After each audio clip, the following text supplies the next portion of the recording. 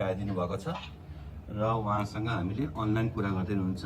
उहाँको आफन्त आएर हाम्रो उहाँको मोबाइलबाट हामी उहाँसँग भिडियो च्याट गर्दैछौँ। धेरै मान्छेले हामीसँग डाइरेक्ट सर भिडियो च्याट गरौँ भन्नुहुन्छ र मेरो वाट्सएप नम्बर माग्नुहुन्छ। सर मैले मेरो वाट्सएप नम्बर दिन सक्दिनँ।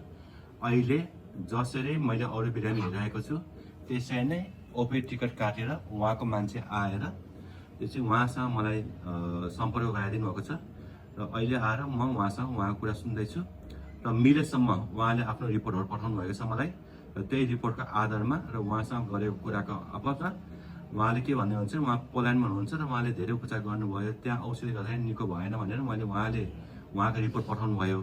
त्यही रिपोर्टको आधारमा र उहाँले भनेको अनुसार मैले यहाँ केही कुराहरू लेख्दैछु। यहाँ मैले औषधिहरू लेख्दैछु र यही औषधिहरू लेखेको भरमा उहाँको मान्छेले चाहिँ लिएर जानु हुनेवाला छ र यही औषधि उहाँलाई पठाउनेवाला छ।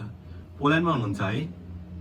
मेरो यो खाना अलि घाँटीमा केही आएर बसे जस्तो हुन्छ अनि टोयलेट पनि त्यति राम्रो हुँदैन, एकदमै हल्ने।